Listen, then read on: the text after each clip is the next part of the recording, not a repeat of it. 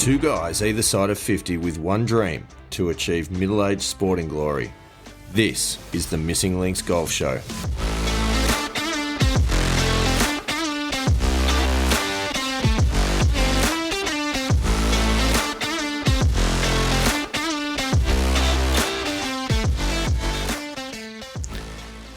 Andy Walker, it warms my heart every time we hear that theme song.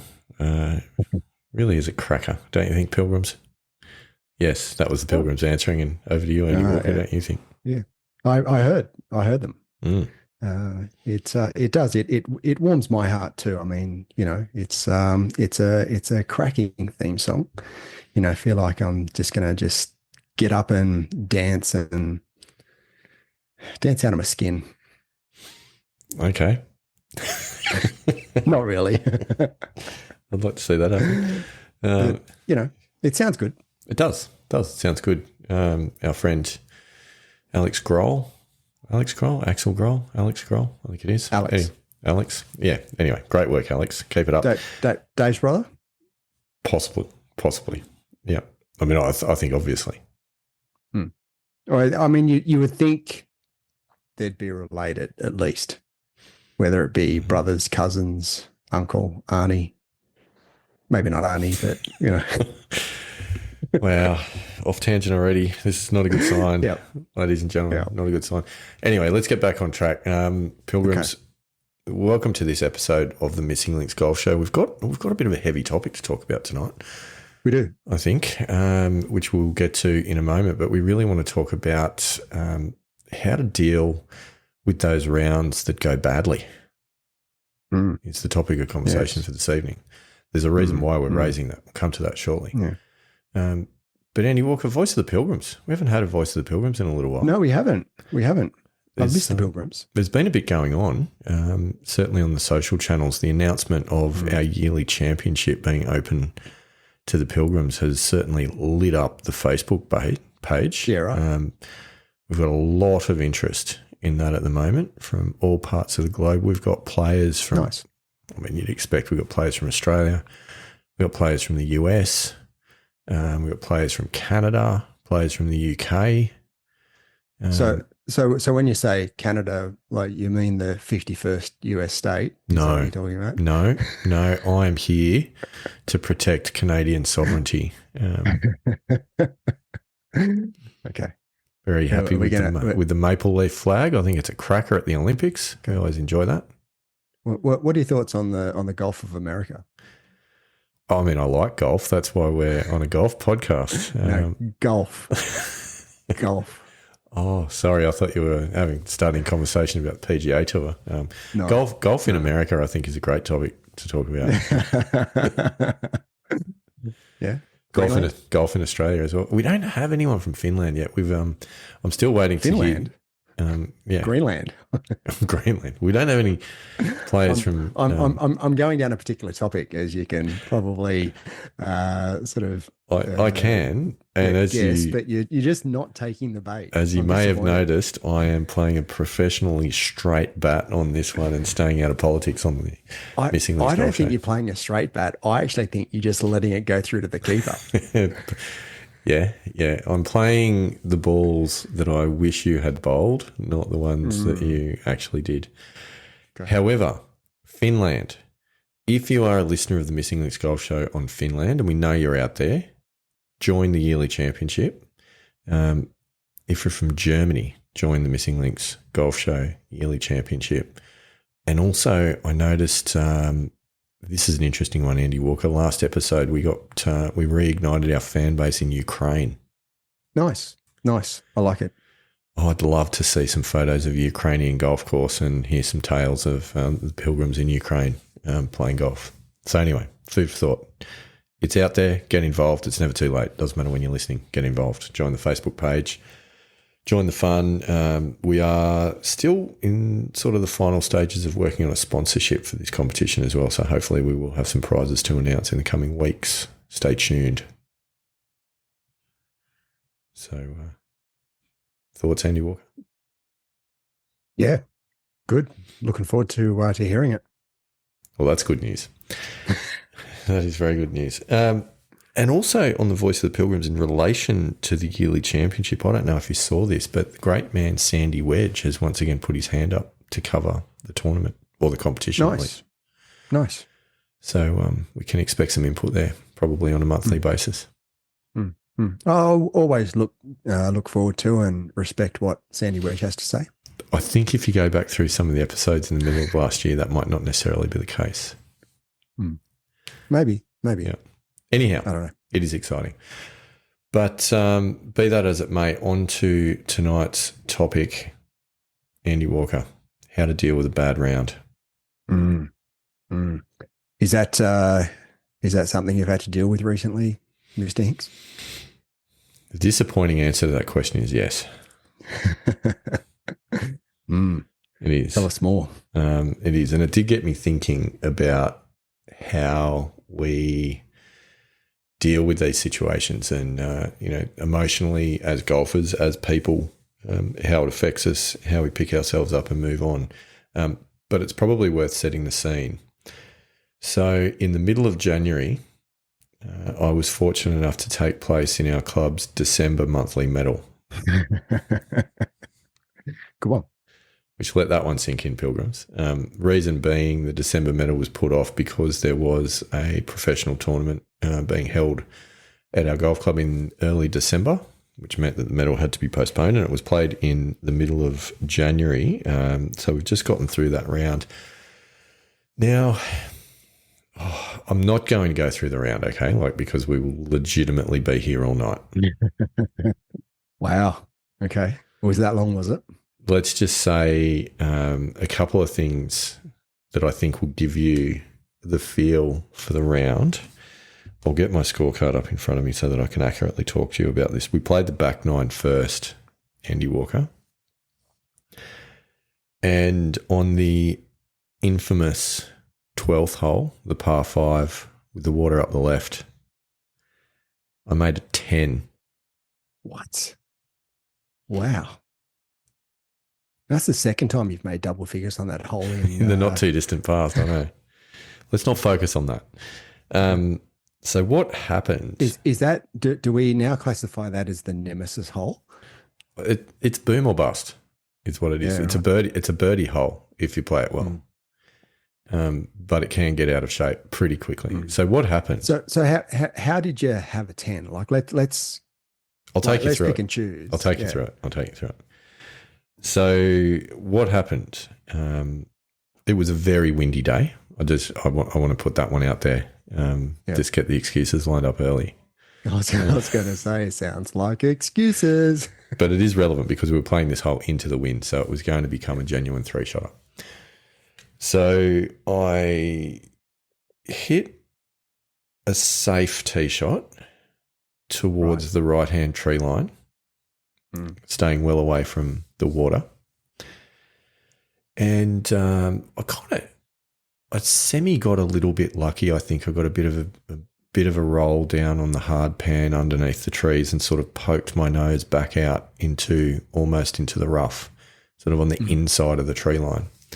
Yep. At which point I thought I would hit a hybrid up to the corner, to the end of the second lake, leave myself about, a gap wedge or a pitching wedge into the green for the third shot. That was the plan.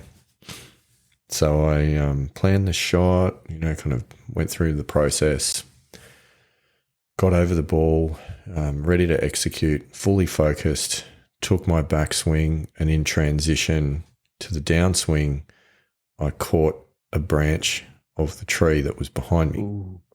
Ooh. Which is never good. No. And did you actually make contact with the ball?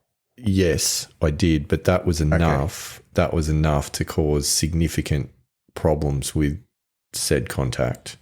Yeah. And squirted it on about a 45-degree angle to the left and straight into the water. Yeah, that's not good. So I'd hit 2 into the water. So my second in the water. Well, let's count them out as we go. So then I went over and I was dropping, and I was still about 175 metres to the green as I was dropping. So dropping 3. So dropping 3, point of entry, drop, And obviously I'm dropping in the rough, not on the fairway. So drop, knee-high drop these days, which is, you'd think, helpful to make sure that you get a semi-decent lie. Not always. Yeah, I know. And this is an example of that. So I dropped and I watched the ball go bounce, bounce, roll, settle into a beautiful little depression in the ground. Nice. With about probably at least a quarter of the ball hidden at the bottom. Which, this is where decision making becomes really important in a round of golf. Yeah, absolutely. 100%. Yeah. So instead of then taking, say, a pitching wedge or a 9-iron and playing up the corner, I pig-headedly kept the hybrid in my hand and tried to fly the edge of the lake. Okay. I'm assuming that didn't turn out very well. So that was my fourth shot. So I was then dropping my fifth, about 5 meters in front of where I had hit that one from. Yep. So that was hitting my fifth. So yeah. No, you're dropping 5. Dropping hitting 5, 6. hitting 6. That's right. Yeah. Which I then got over the lake, missed the green to the right because it was a very tentative swing. And then I went to chip on for 8, but I left it a little bit short. I was going to say, were you successful at chipping on or not? A little bit much? short, so I've hit 8 just on the fringe, putted on for 9 and in for 10.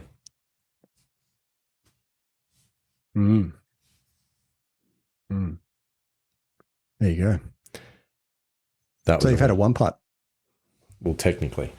That was a little bit disappointing on what was the third hole of the day. And the funny... Had you started with a couple of pars or Oh, no, I'd started double and then bogey. I don't mean to laugh. So what, you're 8 over? 8 over after 3. Yeah. Okay. All right. Yeah. So given you're 8 over after 3, right? Last week we had the discussion about having a bad start. Yes. And the mindset around that, maybe doing some breath work, bringing yourself back into the moment. I absolutely did all of these things. Yeah. Okay. And the funny... Talk us through that. Well, the funny thing with it is mentally, I was fine. Like at this point, it was one of those things you can absolutely attribute and just say, look, that's golf. That's going to happen sometimes. You're going to have a bad hole. Let's move on. And, it's 3 holes in. Don't let it ruin the day. The thing was, right, that it was just one of those rounds of golf where I didn't have my best.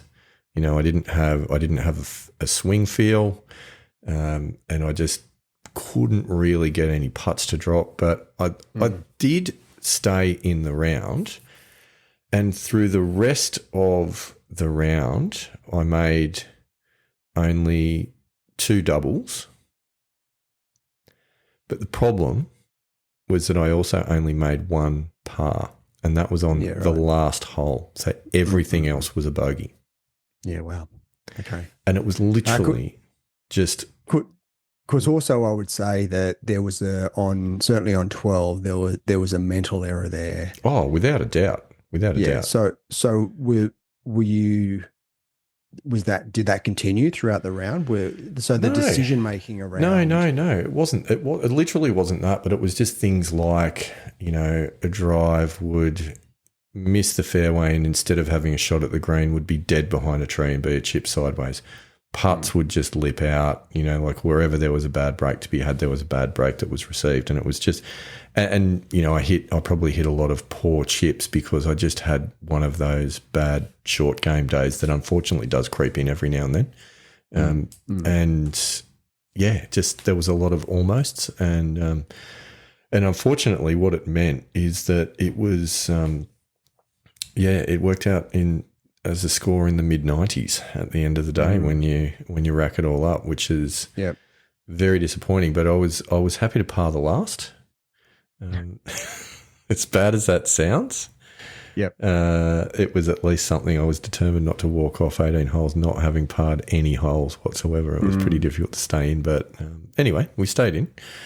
And a lot of lessons about acceptance were tested throughout that round. And it got me thinking afterwards, how do you deal with a really bad day? Because we're going to have them. Like, they all happen. Yeah. Yep. So the purpose of tonight wasn't so much about dissecting the golf swing and the performance, but it was actually more to do with how do you deal with a really, really bad result? Because I think that's an interesting one that we haven't necessarily delved into during the Missing Links Golf Show to this point. So that's kind of where I want to go with this, Andy Walker. Yep. Well, certainly from my perspective, and as we talked about, I think it was sort of towards the end of August or early September, I did have that senior event at Glenmore Golf Club where I had 90, and that was the same. That was a really, really tough day. I think, winds were gusting over 100 kilometers an hour. So what's that, around 60 miles an hour? Thereabouts. So a really, really tough day. And I remember I shot 90 and I parred the last for 90. And I guess my approach, certainly at the end of the round, while I didn't eject out of the driver's seat, I stayed with it all through the round, and I was the same. I had nothing. Didn't matter what I did.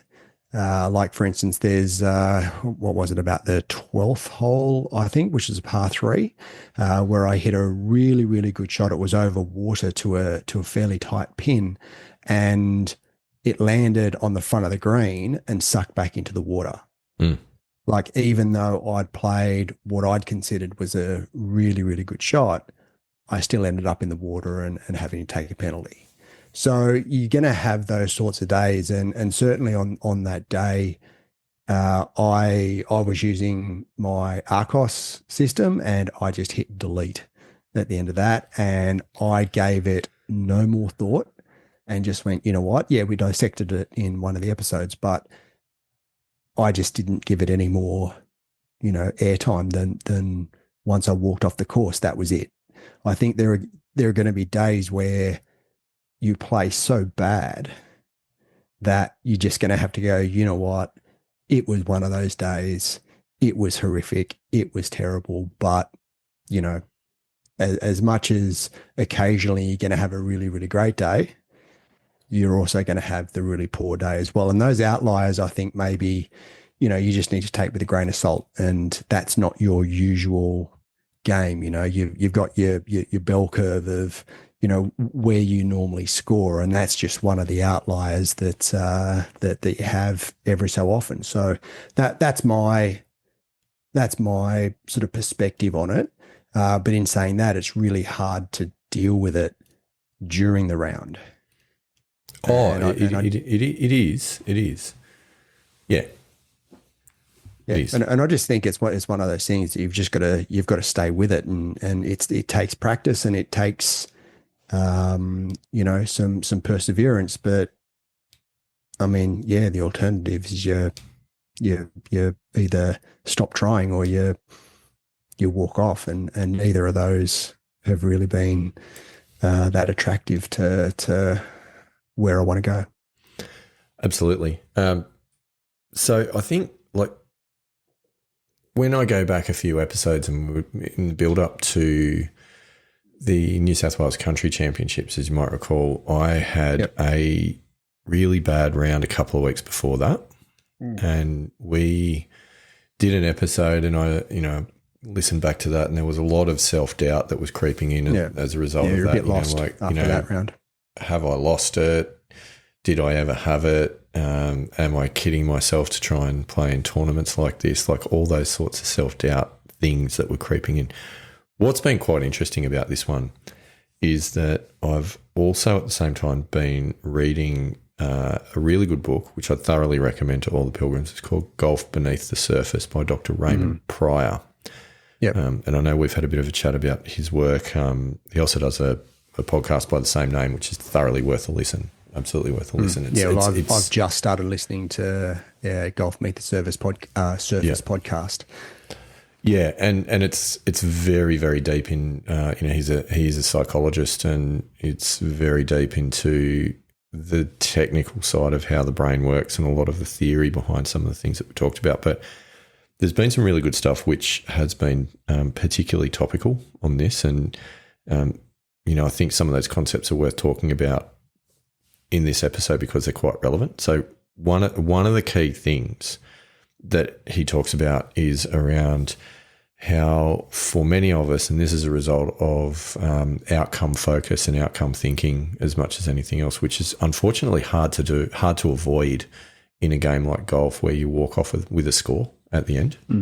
Yep. And your, I guess your kind of relative success or failure as a golfer is tied to your score and therefore to your handicap and all those other things that you measure yourself against other people with. And that's also another point. But one of his points is about avoiding tying your self-perception to the outcomes, such as the results of single rounds. Yep.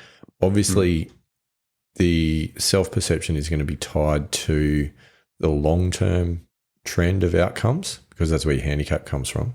But it doesn't necessarily mean that it needs to be so linked to every specific individual outcome that you're getting. Now, what that means in more simple terms is that one bad result, all that equals is one bad result. Yep. Okay. One bad result does not equal you're a bad golfer in total. One bad result does not equal you're a bad person. And sometimes when you have a really bad round, you actually have that feeling of dread and you walk away and it wrecks the rest of your day and lingers with you for a few days. And that's really that tying it to your kind of sense of self. And what's interesting when, we were also chatting earlier and I was sort of thinking about the extreme example, which is a good way of explaining it is, if Scotty Scheffler has a particularly bad round, chances are he's not shooting a 95, but if Scotty Scheffler has a really bad round comparatively, do you think he'd walk away for a moment with a diminished sense of self-worth about his ability as a golfer? Or do you think that he'd just chalk it up as a bad round and move on with his life? Yeah, well, I mean, I think we all know the answer to that. And my response also to that was, given in 2024, he earned around $62 million. I reckon if he just took a look at his bank account, that would validate the fact that he's a reasonably good golfer. So I think he's got a lot of evidence around him that it's just going to be a bad round. But for a golfer, say, for instance, and take you as an example, where you've gone from being, sort of an average golfer, sort of, between sort of 15 to 18 handicap, and improved relatively quickly, and you're now at a level where it's probably, you're probably getting more comfortable with it, but it's uncomfortable. And I think that the evidence that you have that you're a single figure, and certainly sort of when you get down into the lower single figures, mid to low, you don't have a lot of evidence that your golf is as good as what, the next person is who plays off a, 3, 4, 5 handicap, right? But the more you play and the more evidence that you have, the more you're going to be able to accept, okay, well, that's just a crappy round and, it's an outlier. It's I can come back and my true game or my average game is, somewhere, in this bell curve of, 3, 4, 5, 6 over. Look, a lot of that's very, very true. I think the thing to add to that though is that and this has been something that I've been thinking about quite a bit since Saturday, is remembering and reminding myself that your golf trajectory, velocity, I haven't used that in a while, but your golf velocity is a pilgrimage. It's not static and it's not always locked in one position. And along that journey, along that pilgrimage, there are going to be many ups and downs along the way. And I think the important thing is not allowing one single event to define, where we're at on that pilgrimage. And one bad result does not mean that you have to allow yourself to get all the way back to the beginning and throw away all of that confidence that you've built. along the way. And also that, that feeling of what Raymond Pryor talks about as stable confidence as opposed to outcome-driven confidence, which is, going to fluctuate based on results, but that stable confidence of understanding where you're at based on things like, some examples like how resilient that you are, like how balanced emotionally that you can be. Are you able to play freely and access your skills even when you're under pressure? Do you have the ability to maintain the confidence in who you are regardless of the short-term outcomes? I think those things are more important to remind yourself of rather than just, I had a really good round today, I had a really bad round today. So basically, like, don't sweat the bad rounds and don't get too excited with yourself about the good rounds as well, but understanding that you're going to have a few of them in either direction along the way. So, yeah. And look, I think that part of that, or a lot of that, is, coming back to the concept of being process focused rather than outcome focused. And this is something that I'm sort of working through a little bit, with my goal setting, in that I've always been a outcome based goal setter. And Atomic Habits from James Clear really sort of got me thinking around, okay, well, I need to look more at being a process based goal setter, because at the end of the day, if you're focused on the process, the outcome more or less takes care of itself.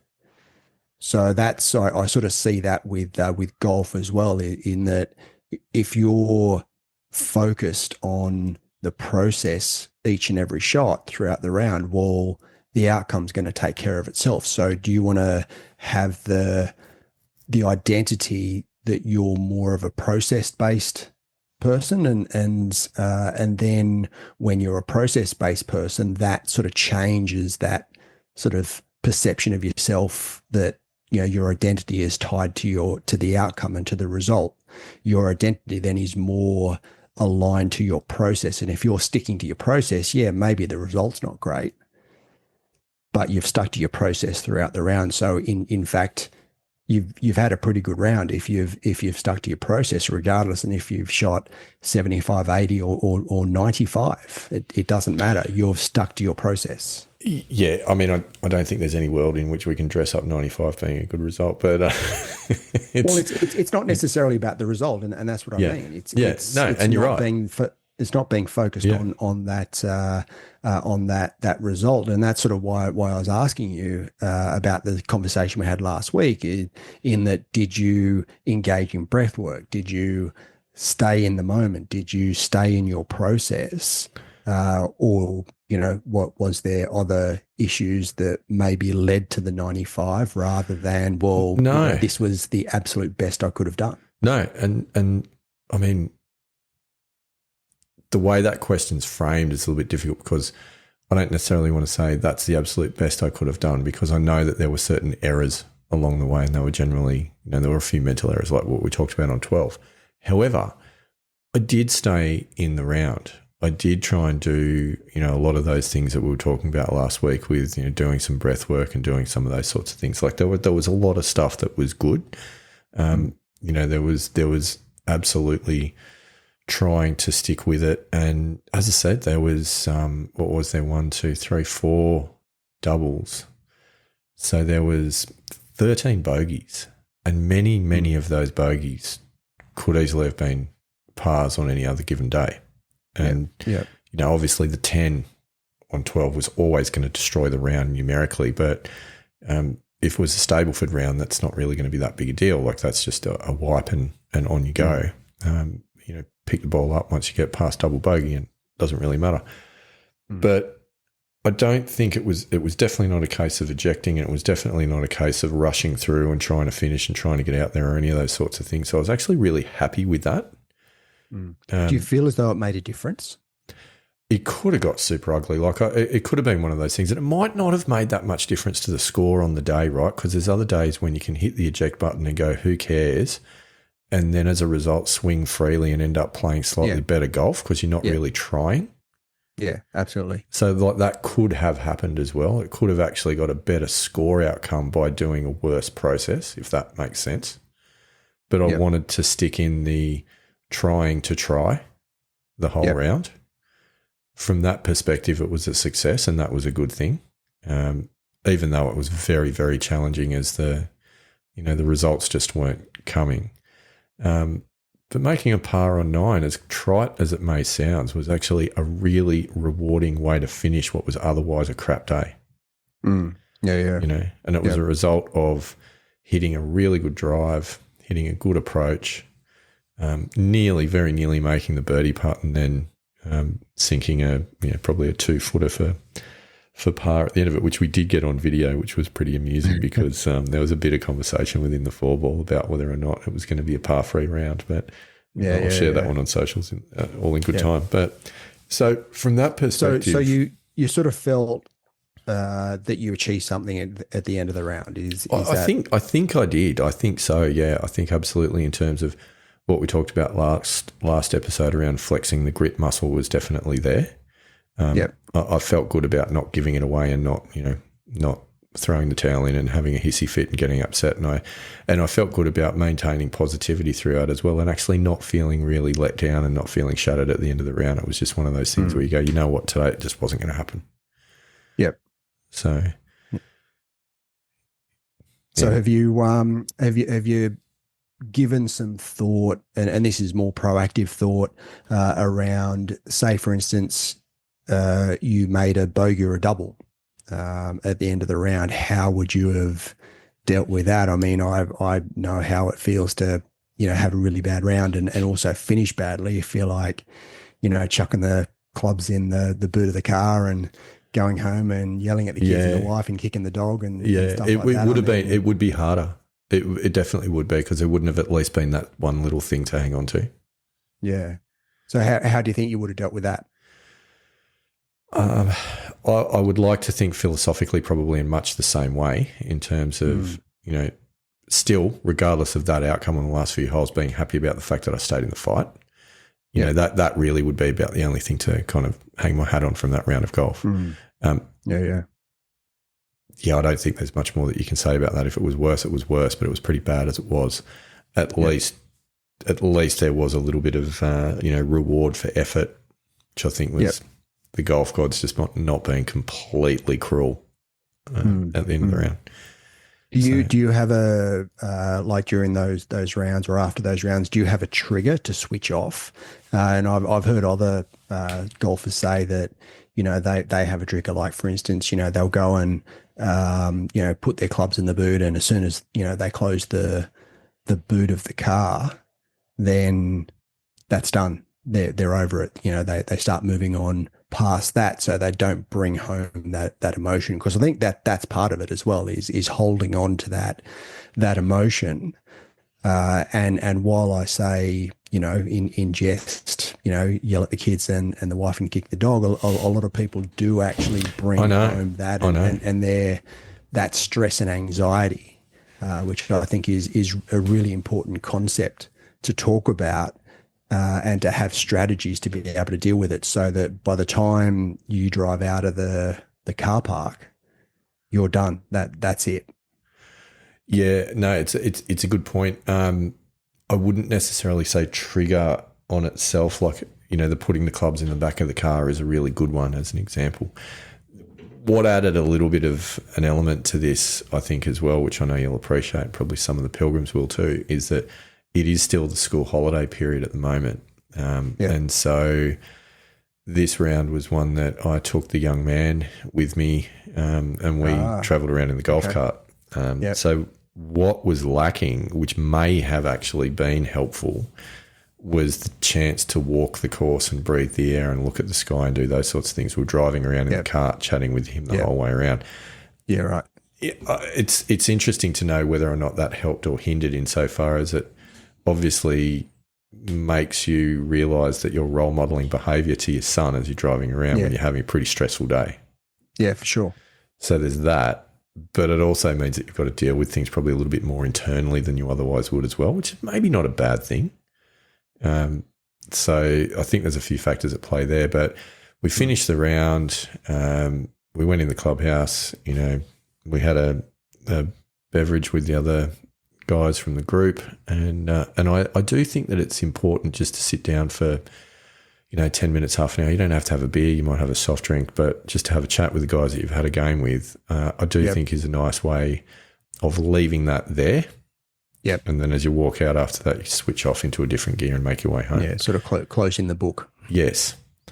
And I think as well that the same is said for when you have a good round, because, if you go home and you've had the best round of your life, and your partner, might have had a tough day looking after the kids on their own, or, doing some other work around the place, and you come in swanning in going, I'm a fantastic golfer, I've just shot, or whatever I've shot.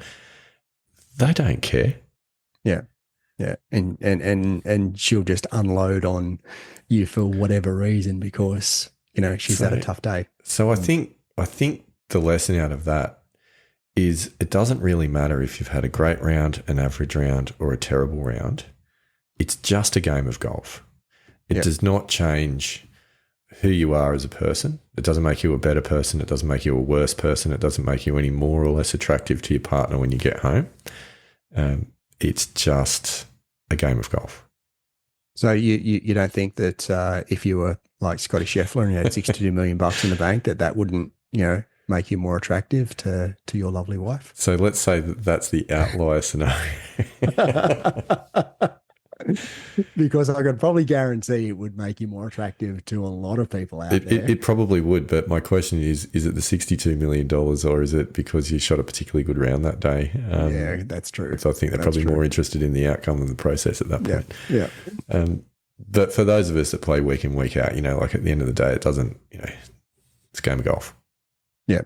You want to do well. Obviously, you want to do well. And this is an interesting way of framing it. It was in Raymond Pryor's book, and he's talking about your belief systems and those sorts of things and how you set yourself up, and a couple of quotes which I think is interesting. And they're two different ways of looking at this same issue.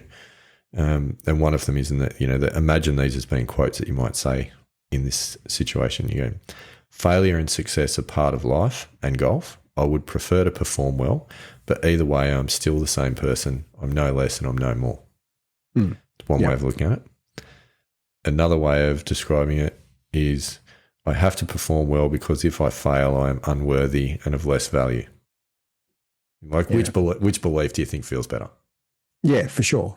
And certainly from a emotional roller coaster, or not, you would prefer the first belief rather than the second belief. I mean, there's no question that that's going to serve you a lot better. And I think that will probably serve your good scores just as much as what it serves your bad scores, because again, and we've talked about it at different times, you get to, the 14th, 15th, 16th hole, you're having a great round. And if your identity's tied to what you're going to finish on 18, then how much more pressure are you going to feel? 100%. Yeah. Absolutely. Spot on. And that's exactly the point. Yeah. Whereas if your identity is around just sticking with the process, I think that's just going to serve you so much better. Yeah.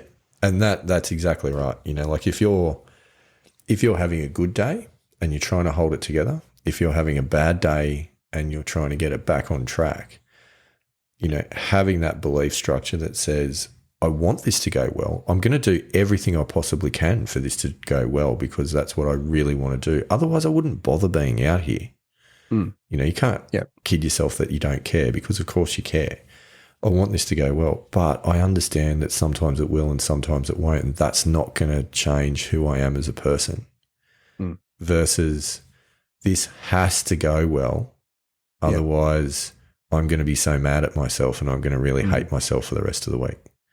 Yeah. So many people play golf in that headspace. Yeah. And that can't be good. Well, not only for your golf, but just life in general. I mean, if you take that, say, and we just use the example of taking that home, but that potentially could be, going to work or, in any number of situations, it's not only going to affect you on the golf course and your enjoyment of the day on the golf course, it's also then going to leak into other areas of your life and, affect your relationships in those areas as well. So that just can't be a positive place to live your life. Absolutely.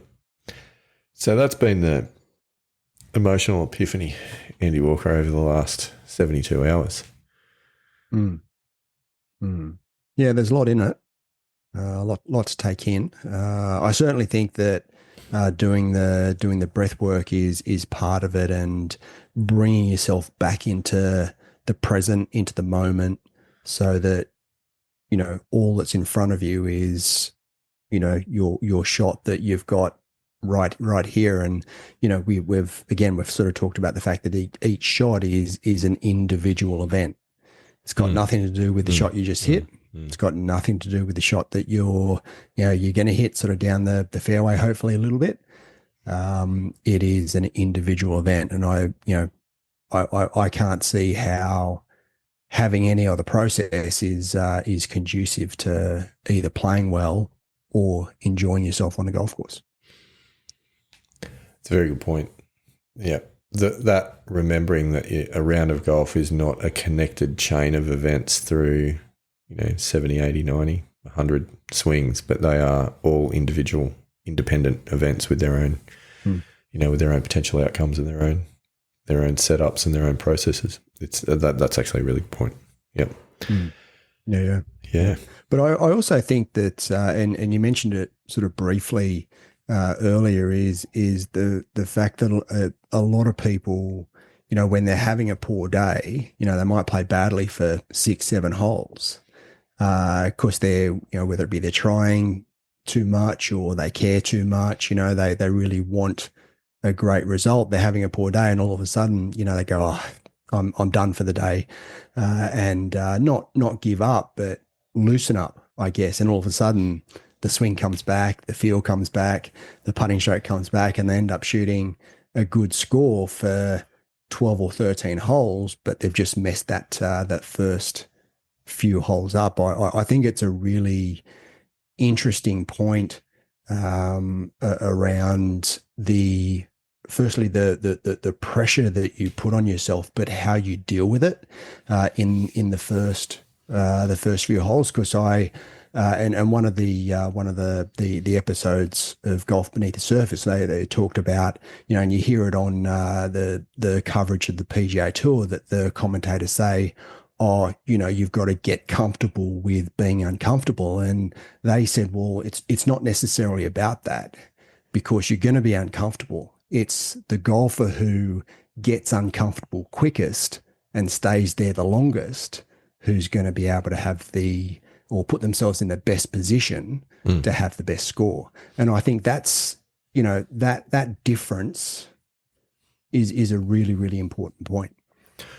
It is, like it's really about saying, I'm not necessarily going to be comfortable being uncomfortable, but I'm going to accept that feeling of discomfort, and I'm not resisting it, and I'm not trying to force it into comfort, and I'm not trying to control it. I'll just accept that that's the way it is, and that's, and I'm okay with that. And that's an interesting point.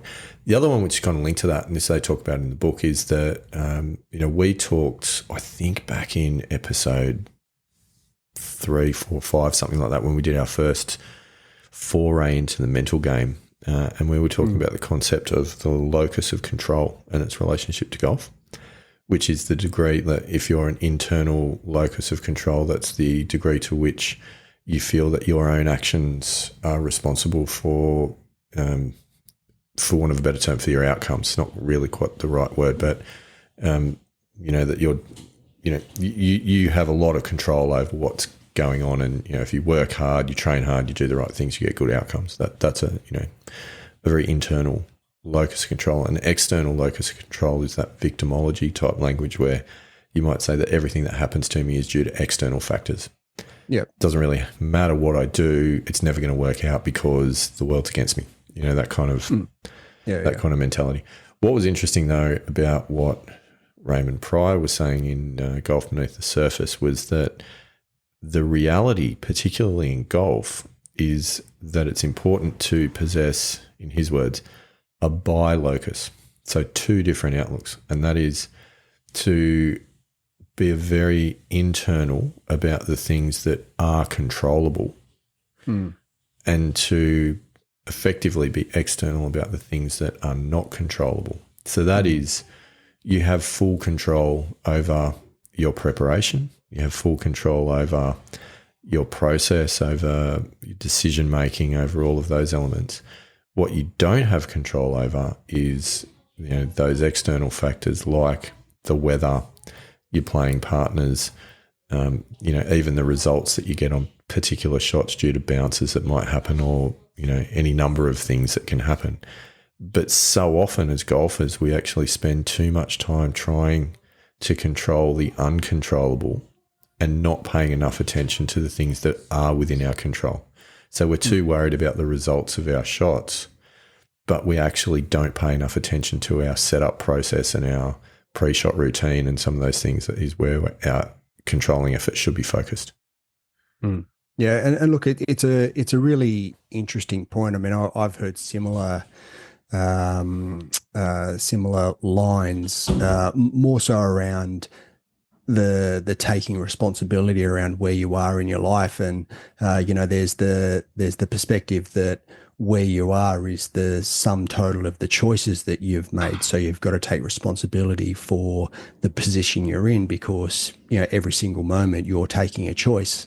Or you're making a choice, and even I may have not been guilty making of saying that to you at some point. Yeah. So even not making a choice is making a choice. But there's also a lot of stuff that is outside of your control. So just the fact that we have to deal with other people, and you while you can influence other people, you can't control other people. So we're very fortunate that we live in a great country called Australia, and we've got freedoms, and we're able to do well if we choose to. That is absolutely a choice. But there's a lot of places in the world where people don't have those choices. So those I don't necessarily completely agree with it, but it's also about how you react to certain situations. And if you're confronted with a challenging situation or something that you may see as negative, is you can choose how you react to that particular situation. And I think that's probably a really good, I guess, perspective to have, is that you can't control everything that happens to you, but you can control and choose how you react to that, and what your action and reaction is going to be. Oh, I think that's a really good example of that point. That's something that is in your control. And you see a lot of people that will say things like, well, of course I did that. I had no choice. This happened to me. Yeah. But of course you had a choice. This happened to you, but there were many ways that you could have chosen to react to that, because that was within your control. That's that is quite deep. That's beyond golf, but it's absolutely relevant to golf. But if you take it from to a golfing perspective, and you mentioned playing partners, if you're playing well, but one of your playing partners is just playing better, that's something that's outside of your control. 100%. You've just got to focus on where you are and your process and your game. And, if your playing partner just happens to play better and get a better result than you, well, you've done everything that you possibly can, and you've chosen to stay in the moment and chosen to stay with your game. The fact that you haven't won or you didn't come a particular position, that's outside of your control, because you've got other people on the golf course. Yes, sensei. Yes. So I think there's a lot there. So it's certainly for me, around sort of staying in the moment and staying in the round.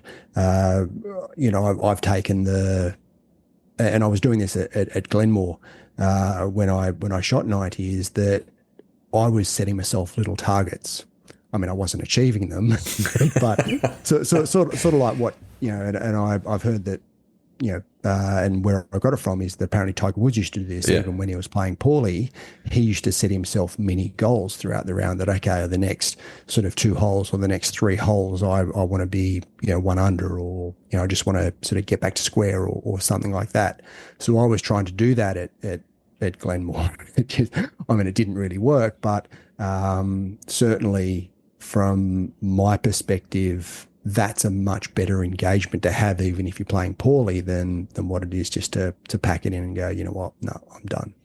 Oh, absolutely. Absolutely. And it all comes down, I even had this thought whilst I was during the round at one point, which is that it was an opportunity to practice hanging in there in a tough situation. Because if you and you could look at it and you could go after going double bogey, quintuple bogey on the first 3 holes, like the round's gone, really. Like in terms of having the result, the result's gone. Yeah, sorry, that's what I mean. You're not going to challenge to win the medal at that point for the month in a stroke event. But if you give it away at that point, then on those days when you are in contention and you're coming up the stretch, and you maybe have a bit of a blip and you make a bogey when you didn't need to, you haven't practiced coming through those moments of adversity. You haven't taken that opportunity to practice. In fact, what you have practiced and what you've taught yourself is how to give up. Yeah, 100%. And that's not cool. So I think at the very least, I had about a good solid 15 or 16 holes of trying to hang in there when things weren't going so well. So that's got to be good practice. Yeah, for sure. And I think given you've done that, you've actually learned something about yourself, but you've also just ingrained just a little bit more that grit that you want, so that when you are playing well and maybe something doesn't quite go according to plan, that you can draw on that experience to be able to go, you know what, no, let's stay in the moment, let's dig in and stick with my process, rather than going, oh, this is so unfair, I got a bad bounce or whatever. Yeah, we've talked a lot about psychology throughout this, and with good reason. The other thing though, which was interesting, is after the round and then getting back the next day into the high performance center and having a bit of a look with Golf Swing Replay on, I did notice that I'd gotten flat again on the takeaway. And I feel like when I look back at the round, and that led to, and also when I look at the previous round, listening back to that episode and talking about my misses off the tee were pull hooks. And that's a result of getting over the top on the downswing, which is because of getting flat on the takeaway. So that I think was interesting as well. And that's just another little lesson to go, all right, well, when the swing's not quite happening, I now know with a bit more certainty that my tendency generally is about getting flat. And so maybe that's a bit of a trigger to go to as well. When there's a couple of bad holes, a couple of bad swings, it's just a check on the backswing positioning. And am I getting flat? Am I taking it away on the inside, which is leading to an over the top? So I think that just gives me another little thing technically in the toolbox to look at next time when things are going a little bit awry out there. Do you think that that's a result of just not spending enough time on your game over the Christmas New Year period? Or Absolutely. Why do you think that is? I think it's exactly that. Yeah. Yeah. Because I did the same thing where I went out to the High Performance Center and took a couple of videos with the Golf Swing Replay app, and I sent them to you. Yeah. And you'd reverted back to your... Yeah. I mean, late last year, I sent you one with the 3 utility that just looked so good. I was really happy with the position that I was getting myself into. But having barely played over the Christmas New Year period, I pulled my 7-iron out to, do a bit of practice. And that first swing was the one that I sent you, and it was just so over the top. And my downswing was the plane of my downswing was so far above the plane of my backswing, and I was just like, wow, I can't believe just how much difference it makes just not playing for a month or so. It's exactly what the story has been, and I haven't been able to practice. I've played twice in. What's that now? 22 days with zero practice and very limited time in the high performance centre. That's just a product of time, family, work, all of those things. Given we're currently 6 weeks away from playing in the New South Wales Senior Foursomes and New South Wales Senior Amateur, how are you feeling? February's going to be a big month, mate. That's how I'm feeling at the moment. Yeah. Yep. And it can be, weather's on our side. The days are still long. Kids will be back at school at that point, and therefore a little bit of additional time might present itself because school holidays is tough. Anyone that's got kids during school holiday periods, and particularly the summer holiday periods that go on for 6 and 7 weeks, it's difficult. Kids start to get frustrated and bored, and things fray around the edges. So it's difficult to get the time to focus on something like golf, which is pretty self-absorbed and time-consuming. Yep. So February's going to be a big month, but it'll be there. The game doesn't go away. We're not different people to what we were when we were taking on the country championships, and I think there were some decent results there. So I'm not too concerned about it, and that's why a round like this, where I kind of go, look, you know what, I didn't have my best, but I hung in there.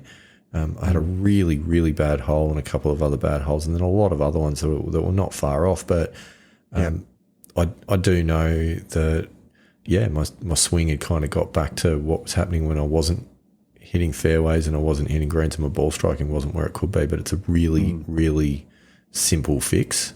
Yep. And that's just getting back on plane and getting that club delivery back where it needs to, and then spending a little bit of time. I think my focus is going to be just that swing plane stuff in the high performance centre, and then getting down to the short game area and kind of getting that touch back with wedges inside 50 metres. Okay. That's the plan. I'm pretty comfortable that should work out. Yeah. So there you go. I mean, there's a 50% chance it'll work out. It either will or it won't. Correct. Correct. Yeah. But anyhow, it'll be interesting. I think, I think there were some good lessons learned over the weekend. They were hard lessons. Yep. But hard lessons are often quite valuable at the same time. I agree. So there you go. How to deal with bad rounds, with terrible rounds, with bitter disappointment. Chalk it up. There's a bit there, and certainly a number of strategies and a number of things to think about. And if any of the pilgrims out there, if you've had any experiences or you've got any strategies that work for you, let us know. 100%. I'd love to hear from people about how they deal with these sorts of situations, and as well whether or not this conversation has helped in any way, because I'm certainly hopeful that it has. And if it can help you shake it off and move on and not beat yourself up too badly, then I think that's good. The lessons that are there to be learned, they're really important to take them on, but at the same time, there's no value in starting to berate yourself and treat yourself as anything less than what you really are just as a result of a game of golf. Yeah, 100%. Completely agree. So there you go, Andy Walker. Coming up to the hour mark, I feel like that's been a pretty good discussion on dealing with adversity, and even in your speech. I was going to say learning how to talk properly, or it's early days. Yeah. No, it has been. It's been really good, and as I said, I think there's a lot there, and it's a pretty important topic that I think we need to work on constantly. I think it's one of those things that we're always going to come back to this sort of conversation, because adversity's not going away. No, it's not. And we're going to go through cycles of sometimes, while it's our best intention to work on it positively and to deal with it well, we're not always going to be, and that's also okay. As long as we're always, I guess, aware of where we can improve. Yeah, absolutely. Keep showing up. That's the thing. Don't throw it away on one bad result. Keep showing up, and it will come. And learn the lessons that are there to be learned, and that's probably about the size of it. And keep in mind that it's part of the process. Good days, bad days, they all happen. It's part of the process, and that's golf. If you could do the same thing every round, you'd be bored. Yes. I don't know. Yes. I'd like not to do that again though. Yeah. Well, I mean, I reckon and talk about Scotty Scheffler. I mean, he does the same thing a lot. Yeah, in the rounds. He wins. Yeah, which is why he's got $62 million in the bank. You're fixated on that, aren't you? I am. I'd love to be able to look at my bank account and have an 8-figure sum. Have $2 million. Yeah. Look, it's all good. I think the other thing, Pilgrims, is get on board the yearly championship. If you're not in it yet, join the Facebook group, the Missing Links Golf Show podcast. There's information on our main Facebook page, but jump on there. Or if in doubt, just email us directly, the Missing Links Golf Show @gmail.com. We'll answer all your questions. It's going to be a cracking competition, I think, Andy Walker. Yeah. We've already got a pretty good number of participants. And we'll see how we go. Have you heard from Ted from Mollymook? No, I haven't yet, but I actually haven't spoken to him about the yearly championship. So we'll have to have a discussion where we've talked a little bit over the last few days just on different things. I've got a lot going on at the moment. Fair enough. And I'm glad the yearly championship's starting in February because I'm going to struggle to play in a competition around in January. Yeah, no, fair enough. I mentioned Pilgrims that I'm moving house, so trying to sort of leading into Christmas, negotiating to buy the new house, but then over Christmas doing all the maintenance work, and now we're just about to list our property to sell it. That's just taken up a huge chunk of my time. So golf has gone back down to the bottom rung of the ladder, unfortunately. So yes, hasn't been the best from my golf perspective, but from a life perspective, it's going to be a really good move, and I'm looking forward to it's good. Getting into the new place, and should be at the end of the month, and then February, look out. It is good. It's exciting. I've chalked up Ted from Mollymook on the list anyway because I know he'll be up for it, and he doesn't know it yet, but Donnie from Bathurst is also on the list. Really? Well, like I say, he doesn't know it yet, but I'll be putting his scores in on his behalf. Yeah. I was going to say, I thought maybe you'd had a chat to Donnie from Bathurst. I mean, I have, but not specifically not that. About the yearly championship. He's dropped a couple of shots off his handicap lately, though, so that's nice. Yeah, so nice. It's good to see. But anyhow, enough on that topic. Get on board, Pilgrims. Tell your friends. Get as many people involved as possible because I think it's going to be a lot of fun. It will be. Definitely a lot of fun. And on that note, Mr. Walker, anything else that we need to share on this episode? I think there's just one thing left to do. What's that? Rock out, Pilgrims.